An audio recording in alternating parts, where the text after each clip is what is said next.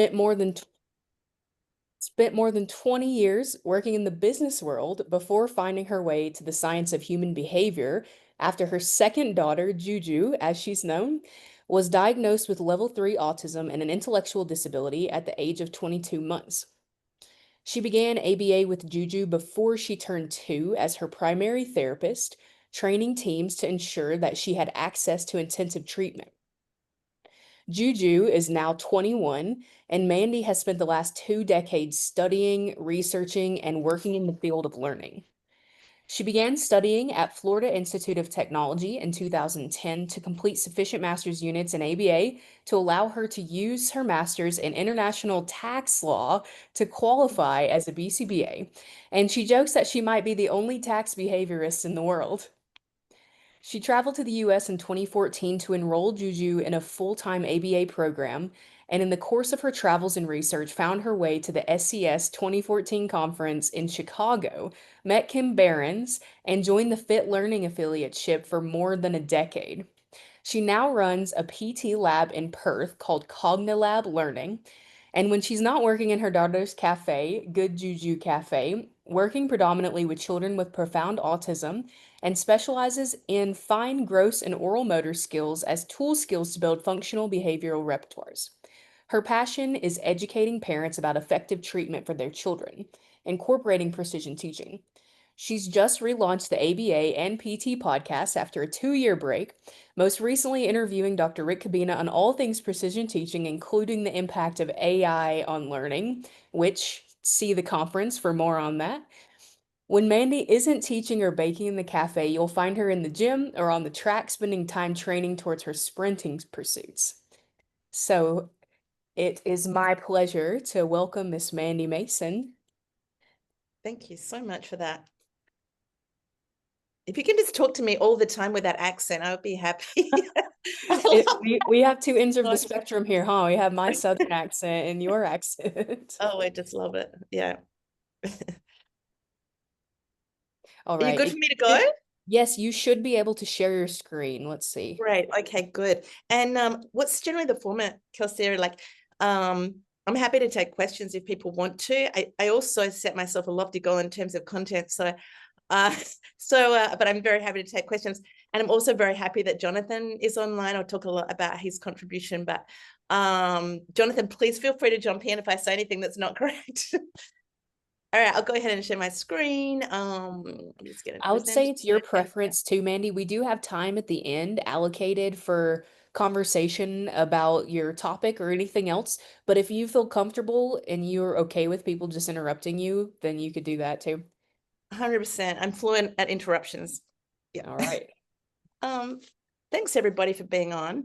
It's a real honor to be here and to be connected with precision teachers, because I'm kind of alone down here, fighting a good fight on my own in terms of precision teaching. So I'll get started because I have a lot to present. I am presenting on enhancing play, self-care, and social skills through precision teaching. If there's anybody claiming CEUs, I have instructions. I have to get my codes ready. I believe you scan that QR code. Oh, crash. Sorry about that. You scan that QR code, and then I have it at the end of my presentation as well if you need it. And then I will give you 3 codes throughout this. And she says, yeah, there we go. And apparently you input those and you can claim CEUs for this. So I will get underway.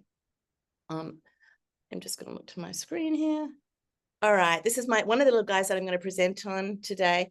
I work with a variety of learners, but I'm presenting 2 cases today, my own daughter Juju and her journey through athletics, and also this little guy Cheyenne, he's just turned 7. Here we go. All right. So there are a lot of people that I want to acknowledge that have contributed to my journey. I was very, very fortunate to meet some psychologists in the early days when Juju was first diagnosed. So I just want to acknowledge Regina Leto. She had a big contribution, and Dr. Jay Bernbrower and Dr. Leach were part of a replication of the Lovaas UCLA study here in the 90s. And Regina was part of that. She was a research assistant in that study, and she had a big contribution to me in the early days. And here's a picture of me with Karen Pryor, and I'd like to dedicate this to her because she's the reason that I found my way to precision teaching, really. She invited me to the conference in 2014 to meet her. So I'll talk a little bit about her. And then there's a lot of people that have contributed, obviously, to precision teaching. I've had the great honor of interviewing some of them on my podcast. I met Kimberly Behrens in 2014, and she's been an enormous contribution to my learning. Amongst others, Abigail Cook and I just saw that I spelled Eric Horton's name incorrectly there. Apologies for that. There's a typo. That looks like someone's overtyped his name. Eric Horton, a contribution that I'll talk to later. Jonathan Amy, obviously from motor skills, and I'm going to talk about how we got to know each other. Risk Asylum has given me a lot of support in terms of oromotor skill programming. And then I've just put there all things Dr. Bob Worsham. I'm really happy that he's here today to keep me accountable, and slightly terrified about his view of how I've used the chart to chart some of these skills. But Bob reached out to, actually, I think I went back to my emails, and I think the way that I got to know Bob initially was that I was looking for help to chart my sprint times, which is a really difficult thing to do, as you can imagine, because you're looking at tiny improvements in your sprint time. And Scott Bourne suggested that I reach out to Bob. Yesterday, I did a count on emails that he's sent me since 2019, and it's nearly 4,000 emails that he's sent to me. And a lot of those, I just put them in a file called Worsham Wisdom. He's been the most extraordinary contribution. I count him as one of my best friends, if not the best friend. I don't know how he views me, but he's just had the most profound impact on my life. My father passed away when I was very young, and I didn't really have a male role model, some that I really looked up to and respected. And that's been Bob for me in so many different ways: precision teaching, filling in my knowledge on core principles of behavior, just life in general. He has a passion for running as I do, and there's just so many things. And I've never met him in person, but I can't wait till I do. And I just wish that he lived next door and I could ask him thousands of questions a day that I need to ask and know. But anyway, so thank you for being here, Bob. Okay, so this is me. I run Cognilab. I have a very small team now. I was a team of 16 before COVID with 4 labs, and COVID really impacted the size of our clinic and my staff. But we have a beautiful little program here. People that work for me have almost no knowledge of behavior science when they join, because there's very little studies in core principles of behavior here. So they start from scratch. And so I do that. When I'm not doing that, I work in a precision teaching cafe with my daughter Juju, who's 21, and we implement direct instruction and precision teaching in that cafe. That's super fun, takes up a lot of my time and energy and effort. And then I've launched a parent training program called the 6 Pillars of Parenting to save parents some of the hardship that I've been through. So that's available on Udemy. I think that's what I do, really. Let me just talk about how I came to this field, and then I'll talk about Jonathan's contribution. So Juju was diagnosed. I have 2 children. Saskia's 25, Juju is 21. 2 opposite ends of the spectrum. My older daughter is profoundly gifted, and Juliet is profoundly impacted by autism. So that really has been an amazing journey for me.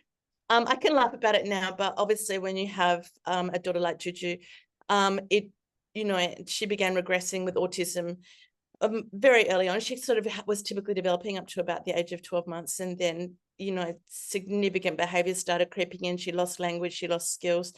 And in place of language came self-injury and aggression and food refusal and sleep refusal and you name it. And I pretty much lost my mind there for about a decade. But what saved me is that I found my way to behavior science. And that came about because I met someone, Adam, who had been involved in the UCLA replication of the LOVAS Young Autism Project. And I begged him to come to my house. I think I rang him on a Friday and asked if he could come. And he said, I can probably be there Monday. And I said, can you come today? Like, can you come now? That's how bad things were. And I knew nothing about ABA, but I had searched on the internet. I knew that this was the science that I wanted to explore. I was scientifically minded. He came to my house, and I think he was supposed to come once a week, but he ended up coming every day. He helped me recruit a full-time therapist. And I have a journal that I kept in, I think for about the first 9 months. It shows that we were doing like 37 hours a week. By week 2, Juliet just really took to the structure of ABA. And I didn't know what else to do with her, because just leaving her on her own devices would result in significant behavior, because she presented with a lot of OCD behaviors where if anything changed in the environment, like I still have, you know, post-traumatic stress from like little rips in paper or like stickers tearing or anything that would evoke these extreme tantrums and self-injury. And then, yeah, and like significant food refusal. There was a point in time where she was eating white crackers and rice, and I didn't know how to do that. And then she cut out all fluids other than one juice. They call them nudie juices here. And, you know, I was not empowered to know what to do about that. And so my life's journey is to show parents that there is a better way. Okay, so I began my studies. Well, this is a lot of home-based work. I was in the home. I had my older daughter that I was managing, and having a therapist come. Pretty soon I had to employ more therapists. And then I started meeting other parents through different, or being introduced to other parents from other therapists, etc., that said, how come you have this amazing program for your daughter and therapists coming into the home? I guess my background in business and working in big projects allowed me to transition those skills into an ABA program, which is what you really need as a parent. You know, when you're doing a lot of the work yourself, you need to be managing skills and data and materials. Back then, I had like 3 laminators in my home. You know, the therapist would go at night. I would be, you know, making materials and doing generalization checks. And you know, it's like running a big business. And so that became, I guess I had that skill set. So parents started asking me to help them. And I started recruiting therapists from America and the UK, and learning about how to get visas. And pretty soon I had, you know, myriads of therapists coming and going from my house all hours of the day and night, materials, parents calling me. I eventually hooked up with a psychologist, and we started a big program in the first centre-based ABA program in Perth. And at one point we had 30 therapists, I think, and a wait list of about 300 parents. And so I was a CEO back then, not a clinical person. I began my studies towards my BCBA in, oh, let me remember, was that 2010? And yep, I think so. And then studied through FIT, where I was exposed to Patrick McGreevy's teaching on precision teaching. And later on, I had an opportunity to travel to America and live in Indianapolis for a year. And I got so lucky because I got to meet Patrick McGreevy in person there, where he was consulting, lots of other consultants there. But in particular, I saw him implementing gross and fine motor skills using precision teaching. And I was fascinated from afar while I was sitting in Juliet's program. I stayed there all day, every day. She was accessing 40 hours a week of ABA there, and it was a really amazing experience. But through that process, I met a lot of people, and in particular, I met someone called Martha Garbler. I don't know if anybody knows her. She's an amazing parent that got involved in tag teaching, and she gave me Karen Pry's number. And her phone number, if you can believe this. I got brave one day and I called her and I said, Karen, you know what? I've read your paper, The Creative Porpoise. I'm so frustrated by the fact that my daughter has made a lot of progress, but she engages in repeated behaviors over and over again. And I'm losing my mind in delivering the same reinforcers to her over and over and over again. And I'm so fascinated by your study, The Creative Porpoise, and I would love to replicate it with children with autism. And she said, wow, I've been waiting for this call for 45 years. And yeah, I've been waiting for someone to replicate that study with children with autism. She had done a lot of work in that area. Anyway, so she said, come to Chicago. I'm going to the Precision Teaching Conference. Well, that was probably the most important call of my life, because that put me in contact with this amazing field and helped me learn more. Other things happened as well, but I've got to keep going. There's lots of stuff I could say. I met a guy in the lunchroom. He taught me to chart. He introduced me to the Morningside model, and I started teaching Juju math and started charting data. And every day Juju would wake up and say, I want to do precision teaching. And she got in contact with how powerful that science is and how fun precision teaching is, very different to discrete trial instruction. And so I traveled to Chicago. I went to a workshop with Rick Cabina. So I think he effectively is my first chart parent that really taught me a lot about the chart. But then lots of other people have contributed to my journey. And most recently, Bob has been my biggest contributor, which is why I'm slightly terrified about him looking at the charts today. Okay, I think that's everything I need to say about how I found my way to this science. Then in about, oh, she says not moving the right chart. There we go. Then in about 2020, I had the great privilege of reaching out to Jonathan and asking him to help me with motor skills for some challenges I had with some of my learners. So he's been a massive contribution in my journey to really get to know more about how fine and gross motor impact a child's learning. And I'm sure he will contribute anything that I say that's not correct today, because he's been very kindly working late at night with me. I would get up early in the morning over the last 5 years, and he would stay back at night and help me program for fine and gross motor skills, firstly with Juju, and then with other learners, everything from looking at kids' posture to helping them with fine motor, to be able to implement, be able to engage with materials. And today I'm going to present 2 case studies that he's contributed to. I am not the expert in describing these, how these behavioral repertoires come about, but I will tell you that my learning has been heavily influenced by my extreme passion, if that's the way of putting it, obsession with athletics and training. And so I guess I've been going to the gym since I was 16, so it's quite a few years, and I have 5 world records in master sprinting. So I really have a lot of experience in terms of how mobility and strength translates into being able to engage in the environment and use force to have improved performance in lots of different areas. And so this translates really nicely into the work that I do with learners, trying to get them to engage with force with materials, you know, to be able to open doors and open packets and use toys, manipulate objects, and use a pen. And so what Jonathan's shown me is like building fluencies in these single responses of behaviors, building chains that lead to kinesthetic repertoires. In other words, people that are in contact with their own movement can use force and build up these repertoires that then generalize into other areas. So like athletic performance and engaging with the environment. So yeah, Jonathan showed me how to start with large muscle groups and then get into sort of the extremities of limbs. And he is the expert. So I'm not going to get myself in any more trouble by talking about that. Thanks so much, Jonathan, for everything you've done. And so the first thing I have to do is a bit of a disclaimer here about my use of the chart, because Bob is so this is just a chart that I made up, which this is not a real person. You'll see that the performer is Mr. Cell E. Ration.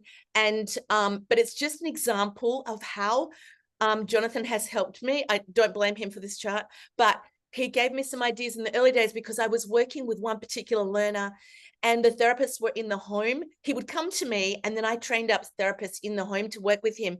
And I would only be there, every couple of weeks. So I needed a way for them to be able to move on skills and not be dependent on me telling them when to move things on. And so Jonathan had a big contribution for that little guy who was nonverbal, and at some point he lost his funding, but he did really, really well in this type of programming. So in the early days when you're trying to teach some of these trials, I've used what's called a claw. I call it the claw. I really love this tool. I'll show you. Can you see that? Wait. It's got a built-in tag. And so so this is kind of a replication of other work that I've done with a learner.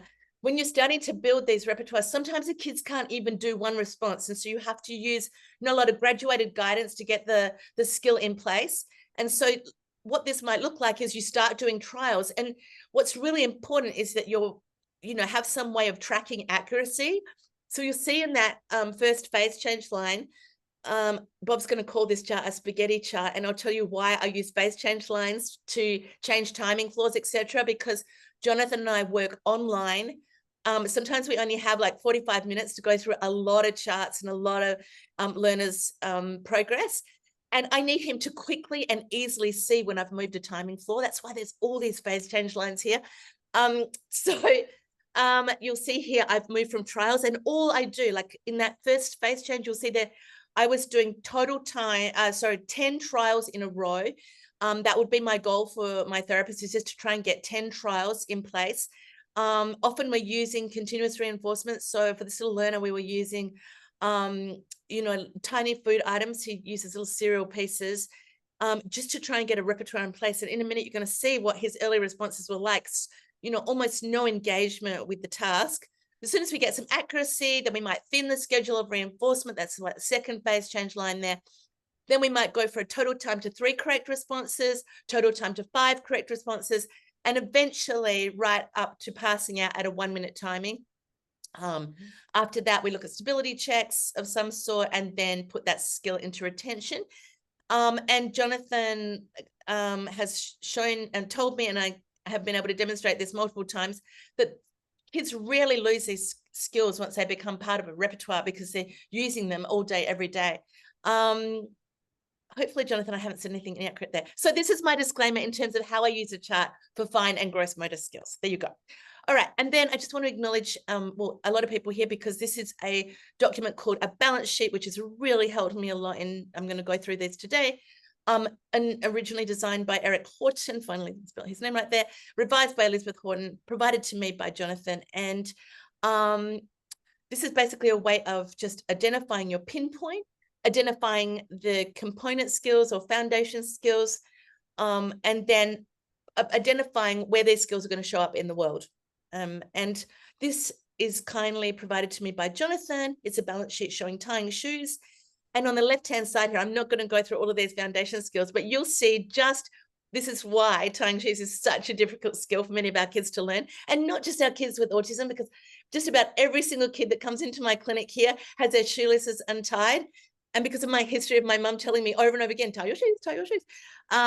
This drives me crazy. So many times kids join us to learn reading, but end up having to learn to tie their shoes as well. So you'll see here the amount of foundation skills in tying shoes.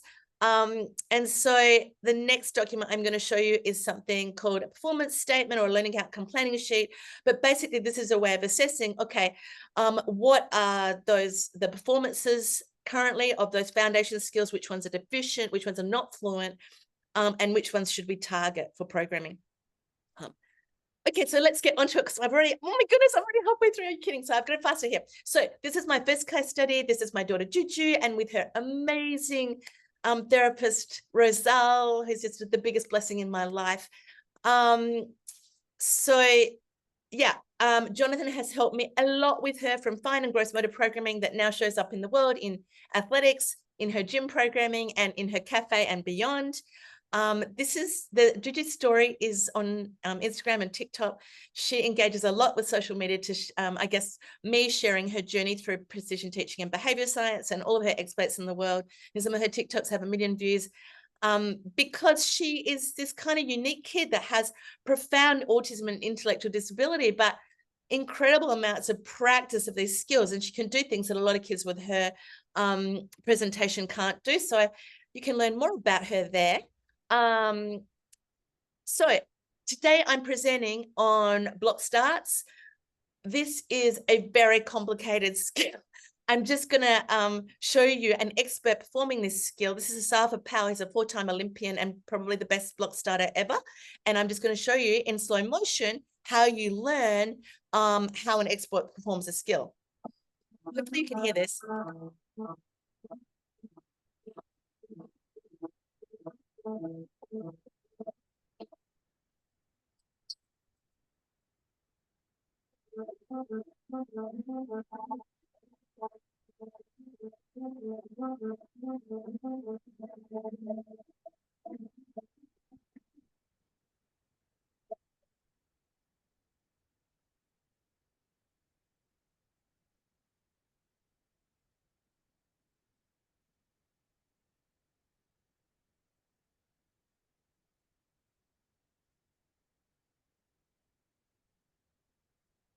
So as a sprinter, I know how hard that skill is, and even Olympians will be doing daily practice of that skill and all of the components that contribute to that.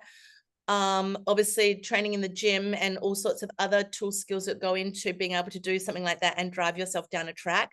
So this is Juju. I'm actually showing you the application of all of the training that I've done with Jonathan now. This is her competing at Open National. She is a T20 sprinter, a T20 athlete. So she competes in Paralympics, but with para athletics, it's fully integrated into Open Athletics. And this is her competing at Australian Nationals. I mean, if you had told me when she was 2 and self-injuring and smashing her head into the floor that one day she would appear on the track with Olympians, you know, I wouldn't have believed you, but this is the contribution that ABA and precision teaching has made to her life.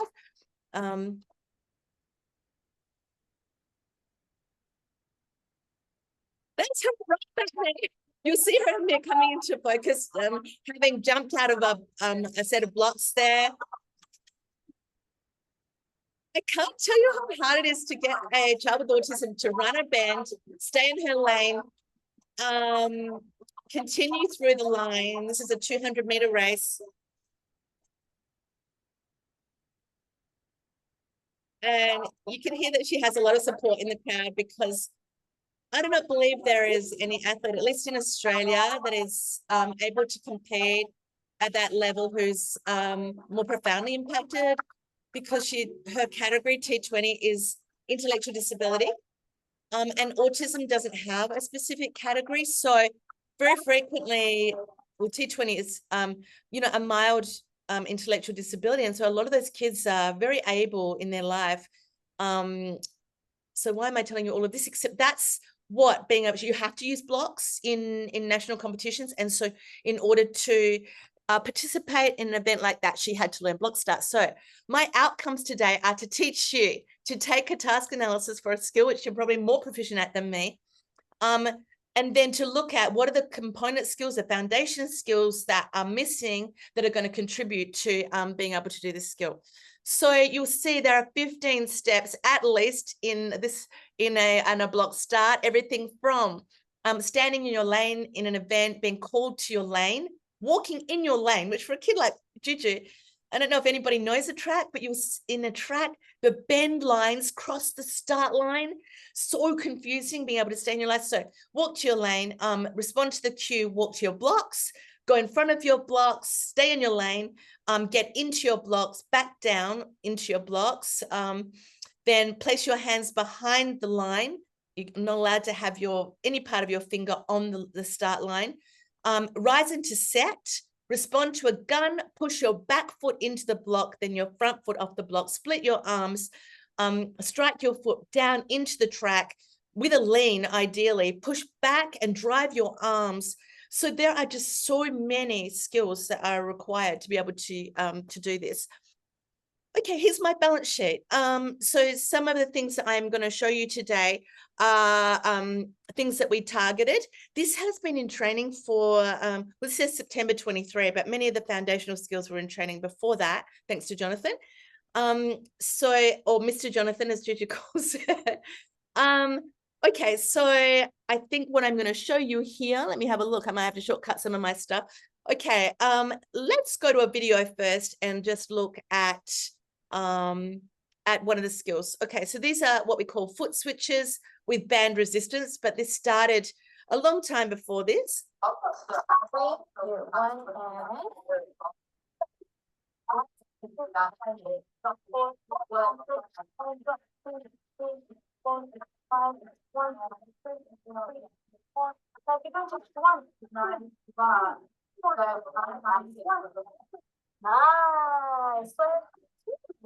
Okay, so some of the skills that we trained here were hip flexion and extension, torso flexion, torso extension, foot stomps to get her stomping down into the ground.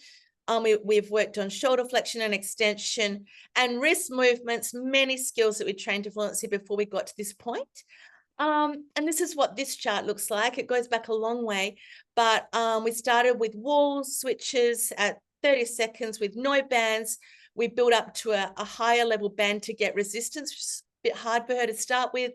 We went to 30 seconds on that skill. Then we introduced double leg bands. So she's really using force to lift her knees to get her to understand how to drive her feet into the track and push out of the block, because if you don't push out of the block, you fall over. So that's just sort of one example. The next skill I'm going to present here is pushing back into blocks. I love this program so much. And a huge acknowledgement to Karen here, because this is an error on my chart. This is actually, what did I call this goal? This is heel stomps. Sorry, not foot switches. The foot switches I'm going to play next. These heel stomps. This is Jonathan coming up with a really great idea of how to use a component of my drum kit. So this is heel strikes, not foot switches. Heel strikes, getting her to push her heel down to allow her to, well, firstly push and strike, but also push into the back of the block. And she would just, before this, she would just sit in the block and then fall out of the block because she wasn't engaging force into the back of the block. And here we go. So these heel strikes, we started at total time to 5 with them. Obviously, before this, we would have done a little bit of practice of her pushing that, forgotten what the component of that drum is called. And yeah, then she did total time to 5, then total time to 10. Then we programmed to 15 seconds, and eventually we passed this out at 30 seconds because Juju engages in the 100 meters and the 200 meters. Her 200 time is around 35 seconds. So we need this skill to endure through that 30-second race. She also does 400 meters, which is a much longer race.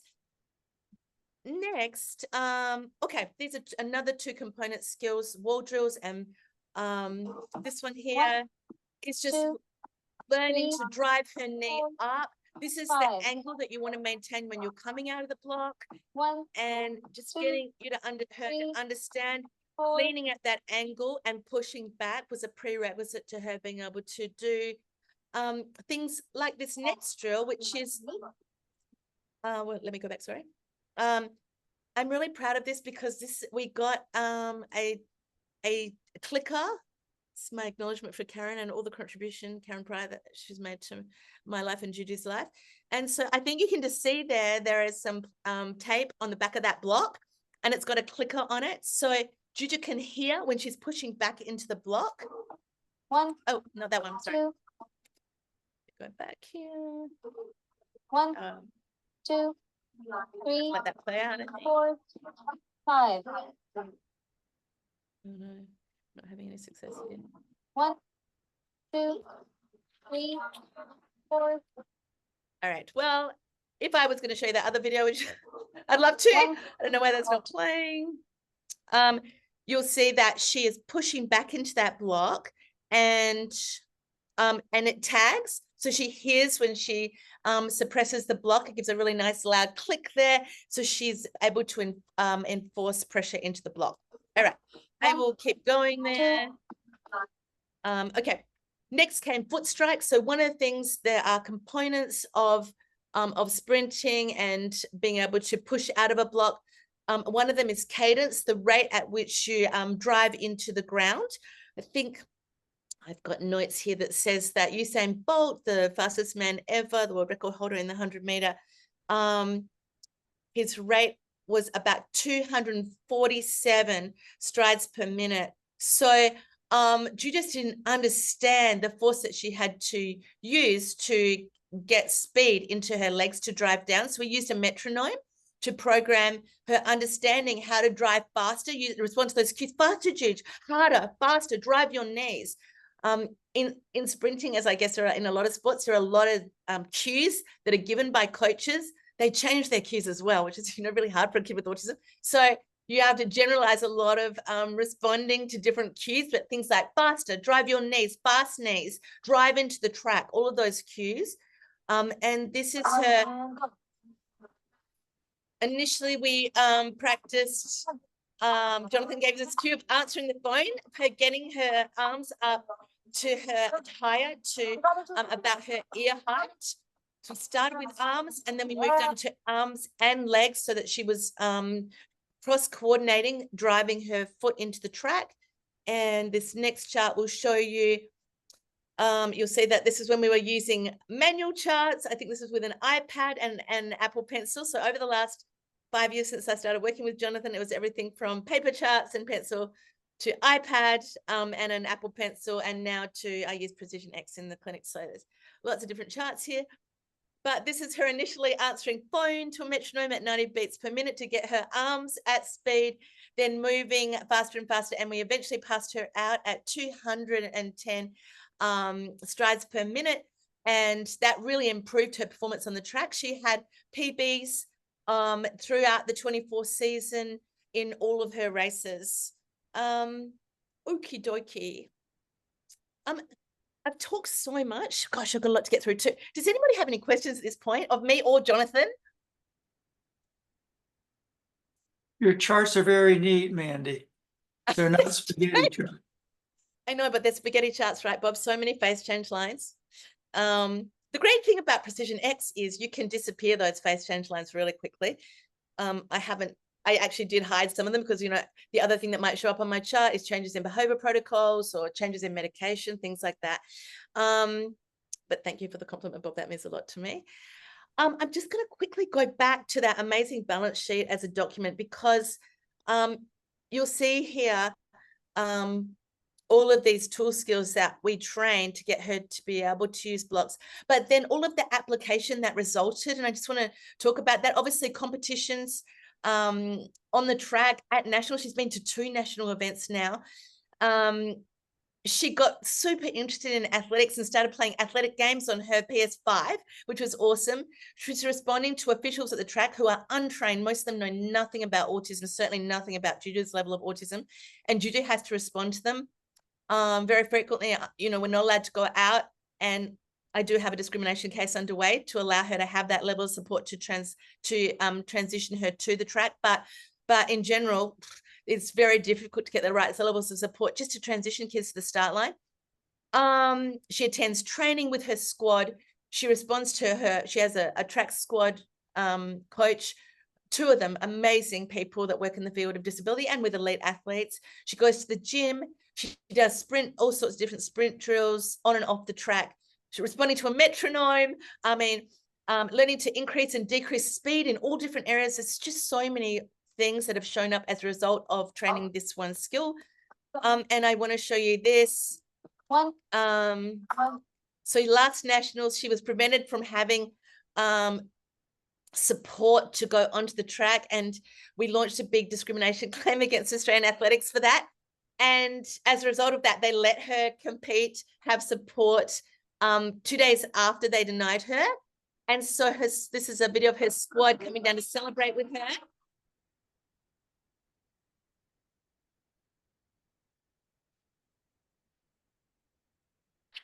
She's not really understanding that we had to launch a social media campaign. I think we got 200,000 views in 2 days to let Juju run was the campaign.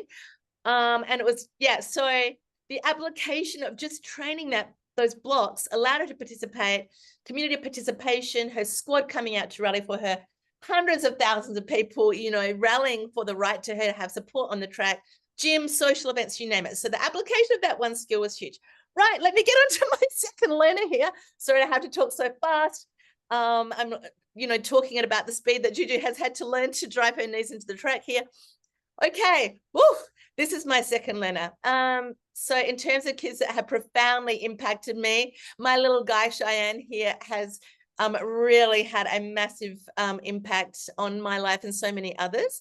So yeah, I won't go into the amount of advocating that his parents did to have him come into my program. I knew this kid was going to be have a big impact on my program and my ability to engage with other learners. So he took up quite a bit of time in the early days, but in the end, we took him in. I first assessed him in December 23. He was engaging in really dangerous behaviors back then, head slapping and biting, really a lot of aggression. He was 5 when I first met him. After I assessed him, you know, really we weren't able to assess him. He was walking around holding pencils in his hand. And if he didn't have anything in his hand, we would call them T-Rex hands. He would be walking around like this.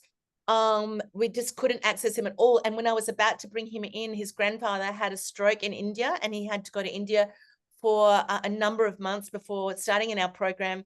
By the time he got back, he got put in, I believe it was an ABA program in India for a period of time. By the time he got back, his behavior had worsened so much. He was punching into his eyes with any demands placed upon him. And I was very concerned he was going to detach a retina. So that's just a bit of background for this beautiful little guy that has come so far, and fine and gross motor skills has had a massive contribution in terms of him being able to access alternative reinforcers. One additional thing, and sadly, was that the biggest barrier in all of the barriers that presented and being able to work with this beautiful little guy was that if he would not tolerate any screen being in his environment.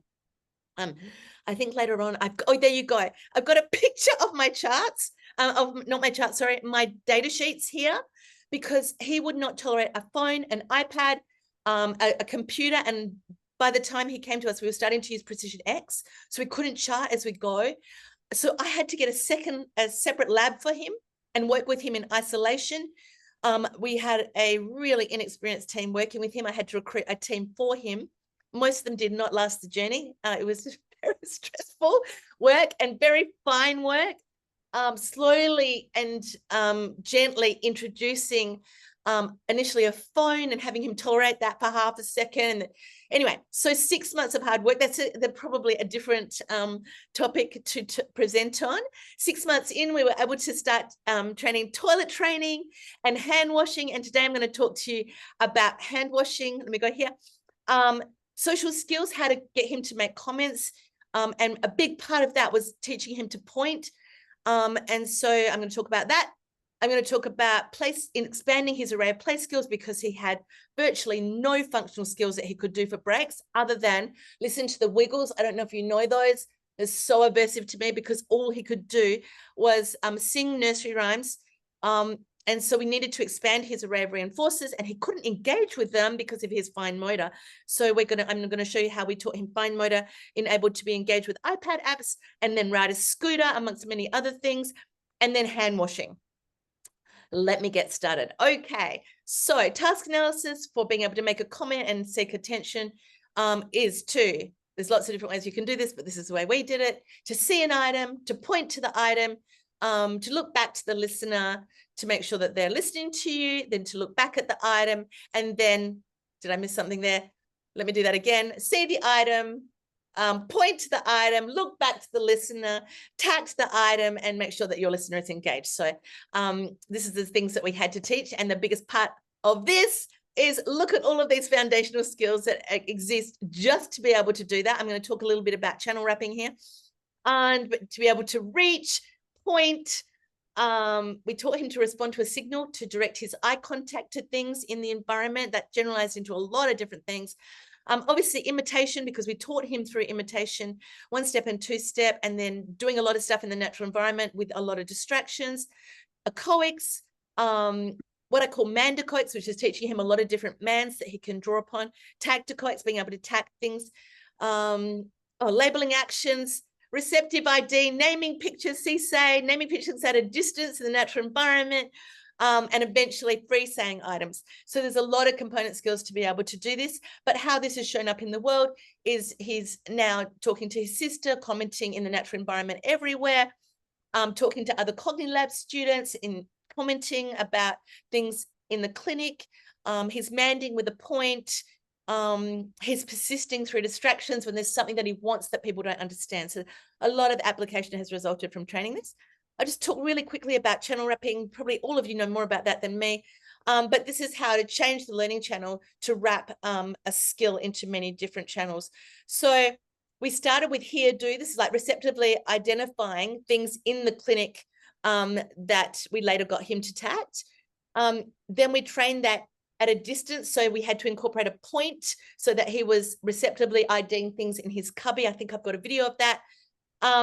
Then getting him to echo us saying the things, for instance, like I see my iPad, or, I see Frank, those things. So we got him to tag those, to echo those so that they were available to him when needed to be used. We got him to say pictures of the items, say pictures with distractions. So we did that in a natural environment. Here, say. So we would say it to him. He'd see the item and then say it. Here, say, do. So here, see, do, sorry. So us pointing saying the item, him pointing to it when we identified it in the natural, say, do items in the natural environment, and eventually leading to free say. And this looks a lot better when you see this in videos. So we changed all of those channels. But let's talk about the fine motor skills that were needed, because he was walking around the planet just, like this. And I don't have early videos of this because he would not tolerate a lot of videos and me taking videos of him in the early days. But this is him doing it more recently. And this is a reach skill. Let's use this hand. Ready? And 30 seconds. 3, 2, 1. And reach. Use this hand. Ready? And reach. Reach. Good boy, reach. Good job, reach. Reach. You got it, reach. Initially, he was doing this without a point. And then after training pointing, he will now do it with a point. Good boy, reach. Nice, reach. Good boy, reach. Good, reach. So you get the idea. Good job. This requires obviously extending your elbow and your shoulder as well. And then we train point. Good. Lift your elbow up. Good boy. And 3, 2, 1, go. Nice. Go. Keep pointing. Amazing. You got it. Keep going. Nice. You got it. There you go. Good boy. Amazing job. Yes, you got it. Keep going. Keep going. Keep going. Keep pointing. Yes, I love it. That's it. Good boy. Good job. Nice one. Yes. Amazing. Yeah, so he's hitting these fine motor aims. So most of the aims for fine motor are 180 to 200. You got it. And he's consistently meeting that for all of his fine motor skills now. Okay, the next thing we trained was directed eye contact with a signal. So we do direct instruction in the clinic. We use a lot of signals in the clinic, and they're a really helpful thing in the early day to teach a kid, when to wait and when to engage in behavior. And so we use a signal here to direct his eye contact. Good job. Look here. Nice. Look here. Good boy. Look here. Good. Look here. Nice. Look here. So we did this in his Good. cubby Look here. initially, Nice. to direct his eye contact to materials, Good. and then Look back here. at us, and then into the natural Amazing. environment, etc., to get him being highly observant. Okay, this is a chart, not a fine motor or a gross motor chart, but just to give you an example of, how you meet one of my learning outcomes and how you make decisions on when to change something in the instruction. So what we were getting him to do was to go into the natural environment after we train this point and then reaching at a distance, etc., was to then identify things in the natural environment that he could tact. And so in this early days, there was just way too many errors. We were using a signal to point and go 3, 2, 1, tell me everything that you can see. And he just could not do that. So we had to slice back. We took pictures of everything in our reception, and we trained him to identify them. Initially just 5, then we moved on to a second line of items. And now we continue to train in this way. We get him to see, say, the pictures that then are easy for him to tact in the natural environment. This is an application check. So this is going into a novel environment. Let me just read this spatial line here. Train, stimulate in the natural environment with a signal. The app check is novel environments. So this is where we just went into the novel environment and go, okay, tell us everything you see. And this is what generated after we went back and trained the say component. All right, so this is him labeling items in reception, having practiced them in practice sheets. Wait, big shout out to Bob, because he's given me a lot of help in terms of how to develop practice sheets. And what's this? Yep. Nice. Good job. Good boy. Nice one. Good job. Can't quite hear him. What is it? Good Mandy, boy. yeah, we trained him the American word for lollies. There you go. Yep, and this one? What is this? Yep, you got it. Doormat. All right. Okay, cool. So this is him responding to a prompt and tacting items in the natural environment. And then this is moving on to incorporating a point in a novel environment. One is tell me everything you can see in the kitchen. Go. Yes, good job. Great. Good. Yes. Good boy. Good job. Yes, good boy.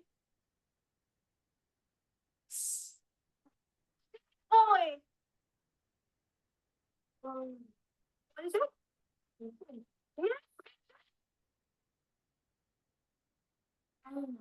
Timer. And so we track novel tax there. We chart trained and untrained tax, and we can see his repertoire of novel items coming on. And then talking about application. The animals on the wall. This is his mum at doctor's office.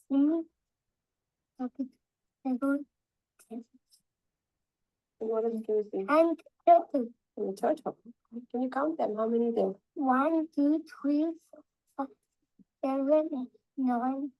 9 animals. Yeah, that's right. Are you sleepy? Oh, good night. Good night. Are you? So yeah, so we know that this is showing up. His mum is always telling us, you're not going to believe, you know, what he's talking about at home, and directing our attention to.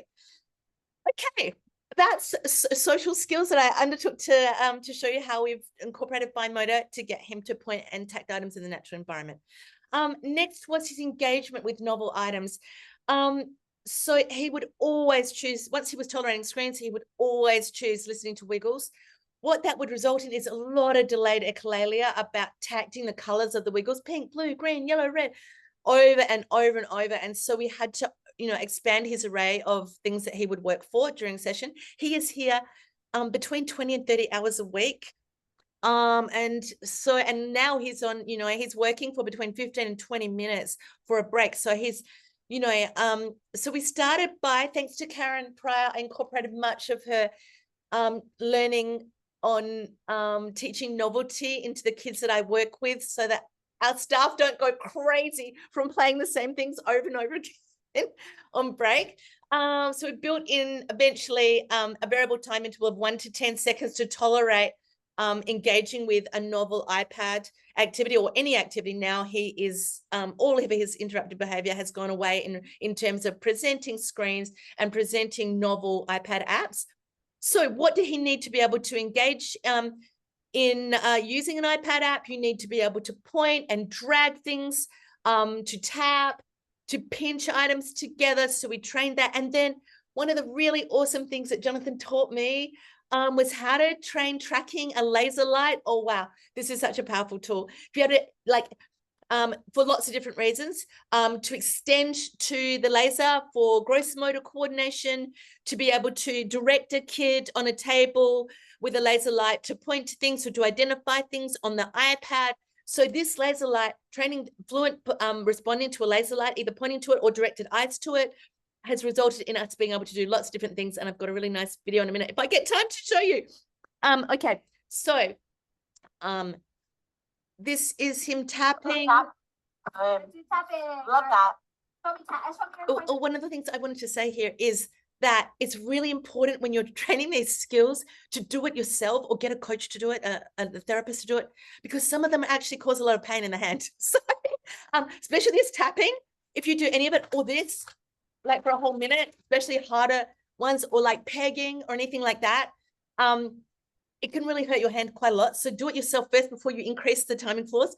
But now he can do this for 45 seconds. I think we've trained this too. Love that. Good boy, and go tap. Nice, and then tap. Let's tap table. Let's do this. Yep, ready? 3, 2, 1, Okay. go. Nice. You got it. Keep going. Yes. So point is kind of like that. Tap is engaging. I imagine Jonathan would do a much better job than me of talking about which muscles you're engaging there to tap. But obviously that's prerequisites to pincing and engaging with materials. There you go. I won't show any more of that video. This is the chart where we started total time to 10. We did this through imitation initially, which is then another prerequisite skill, fine motor imitation. I wish I had a video of that because we've done a lot of that. Multiple steps, incorporating fine motor imitation, which he could not do before because his fine motor he could not engage in the skill of like picking things up. And, you know, it's translated him to be able to use a game piece, roll a dice, all of those sort of things. So we trained this total time to 10 through imitation, then moved to 10 seconds, 20 seconds, right up to now he's doing this at 45 seconds and it's retaining. And probably some of you are looking and going, why have you got like weekly retention on a skill like this? Because we're often doing it with his mum or we're training in another therapist, and these fine motor skills are a really good way to train in staff. They have to implement behavior protocols in skills that are already passed out, and then we're getting repeated practice of these little tool skills. Okay, but you don't need to run retention that frequently, because I've never seen kids lose these skills.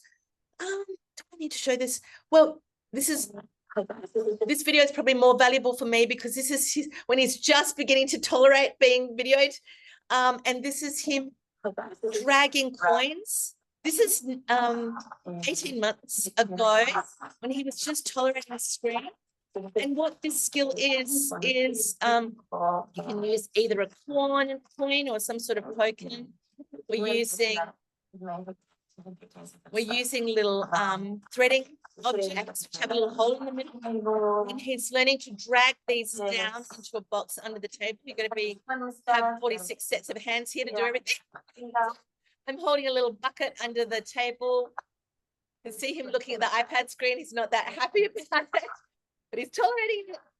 And there you go. I'm using graduated guidance, which we use a lot in these types of skills, to get him to drag these items, which later show up in his iPad app. I'm sure it's the first time we did this together, so he's doing really well here, tolerating me with my hands all over him. And look, manipulating his finger and everything, which once upon a time he would never let me do. So even 6 months in, he was doing much better at tolerating. Good. 5, keep going. Keep got it. Oh, I really love the way he's looking down at those objects as well to see where they drop. Okay, I'll move on from that. So, so dragging is really important in iPad apps, as you know, and you'll see in a minute how he's generalized that. This is Good boy, yes. This was a very difficult skill for him.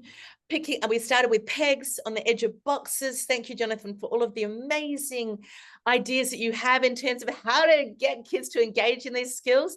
A really slow progression of trials with a peg, from holding a block to keep his other fingers closed so that he's using his pincer grip.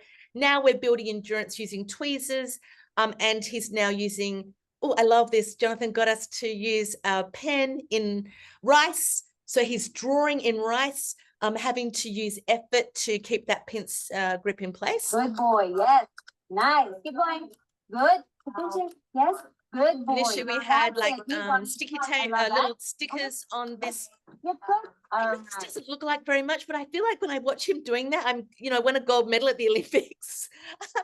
Okay, here's the application of all of these skills showing up in the world. I love it. And engaging in novel iPad games. This is a massive celebration. Wow. We actually love playing with him, because there's lots of different things he can do now. Get that top off. Okay, cut that chili. Boom. What's next? Cucumber. Very cool. Cucumber. Nice. You need the butter. Good boy. And we need the sugar. We don't need toothbrush. There you go. This is his favorite game. Boy. And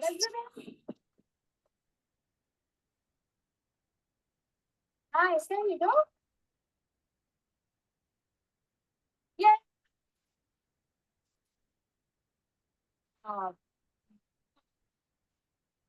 Oh, he used to have very big tantrums when his iPad was going flat. So, this translated to him being able to charge his iPad. This is where training a laser light really helps. So, it's me to see. I wish that the camera was at a better angle, but I'm holding a laser light here and directing him to pressing. Look at that point. 7. Good. This is more than a year ago now. 9. This is actually a toy his mum brought in and said, "Can you teach him to use 12, this?" good. 13, good. It's such a good toy. You'll see in a minute. 15, 16, wait, 17, 18, 19, good boy. 19, sugar. Because of the Nice. not only that, Good boy. but it's got a mode in it, which is a 30-second mode to see how many you can press in 30 seconds. It's like the perfect precision teaching toy. Good. And then he plays this with his sister at home. They take turns and see who can get the most presses in 30 seconds. Good. Yes. You can get 5 more. 1. Hold on. 1. And you have to press with an intensity to get it to 4. acknowledge the count. Or 2 more. So cool. 1 more. Keep going. 1, 2, last one. Yes. 20 seconds. That's a payday. Good boy. Okay. Ready, ho! That is play skills. So that has made a massive difference in how that shows up in the world. Having a little kid where we have coach choices on breaks, where we use novel iPad apps and he can engage with them, and lots of learning through that. Okay, hand washing. Is this my last skill? I think so. Is everybody okay for time? Yeah, okay, obviously feel free if you have to go. I'm going to talk super fast through this. Okay, this is such an important skill. There are so many components to hand washing. I think this task analysis is, I don't know, 15 steps or something, but actually my full task analysis is like 37 steps, I think. But obviously you've got to see the tap, reach for the tap. There you go. All of those gross motor and fine motor skills. Turn it on. There you go. Pencil grip or some sort of engagement, either turning or pulling, which you'll see this tap is. Wetting your hands enough to, cover your hands in water, reaching for the soap, pumping the soap. Wow, super difficult skill for a kid like him. You'll see that. This is him now pumping the soap. So I love this.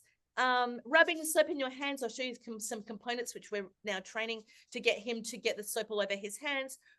Washing off the soap, turning off the tap, shaking the water off your hands, reaching for the paper towel, drying your hands, and making you have to continue to dry them until all the water is off your hands. Difficult skill. Making sure the stimulus control is correct, because you don't want him to be over prompted on that, and then putting the paper towel in the bin, and then making sure that this generalizes into lots of different novel locations, because every type of towel is different. Okay, my balance sheet, here you go. Lots of different foundational skills, but squeeze, reach, grasp, release, tapping, pinching, internal, external shoulder rotation, wrist motor movements, elbow motor movements, shaking, hands in and out of water, which has got a lot of components in it itself, pushing with force, and then holding the soap bottle with enough force that you can apply, alternate, what do you call that? Whatever, I've just forgotten right now because I haven't had enough coffee. And yeah, grabbing something and holding it. So many components to hand washing, many more than I have put here. Application though, it shows up in lots of different ways now. He's eating with a spoon. He's playing with lots of different things in the community. You're going to see that in a video in a second. Okay, hand washing components. Is this Thumbs up. Okay. Oh, Thumbs yeah. up. So this is one of the earliest videos I have where you can see he's just got no, for want of a better word, proprioception about how, using force, using his body to engage in behavior. You'll see he's putting no effort into this. This is why we start with trials. You'll see tokens there. So he's earning tokens for just, and I think this is like one of the first times I did this. Got it. Thumbs down. Nice. 2 more. Ready? Thumbs up. See it. Thumbs down. Nice. Good job. Let's do palm up. Good. And come down. 2. Good. Good. Good. Good boy. There's a lot of shaping involved here. This is not a perfect response, but shaping some approximation of a good response, getting him to respond. This is him now. So he can do this fluently for a whole minute. You'll see how this shows up in him being able to turn his hands in the water. That's it. You got it. Turn his hands to dry them. Nice. Okay, this is building hand strength, but allow him to be able to hold things and press. Yes. Stretch. Yes, that's it. Okay, this is scrunching. One. This is the first approximation we made of him drying his hands, was just to get him to pick up a paper towel and scrunch it at first instance. Keep going. Oh, reach, grasp, release. Okay. Yeah. Fundamental channel wrap here. We're going to pick up an item and drop it. Nice, keep going. That's it. I love that. Come on. Okay, huge shout out to Jonathan here. Nice. Because he had to hold this, press it, so many components in there. Okay. And then this is, okay, this is us then chaining these individual responses together with graduated guidance. And what's left behind now is still some skills that we're training separately. And I've got a video of that. And I promise.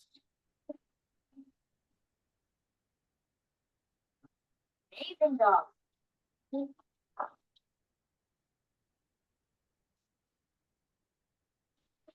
Like, good boy.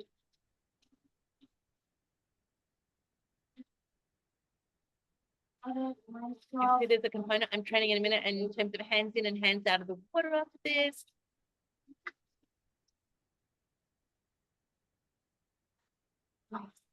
Reach there. Scrunching there. We taught him through gross motor imitation to wipe the back of his hands. Yawn there.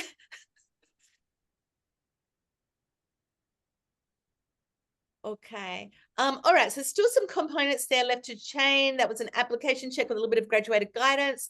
Here we are wetting his hands to get him to understand how to keep drying until there's no water left.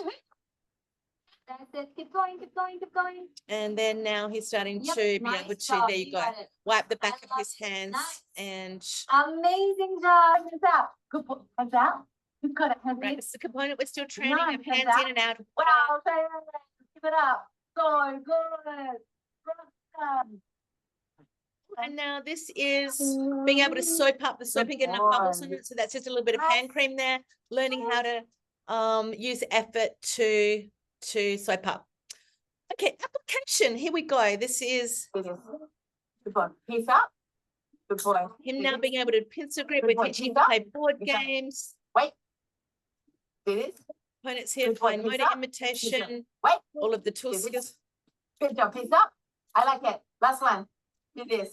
Yeah. Good job. Peace up. Here we're going now, being able to things like grasp ladders and climb in the park. There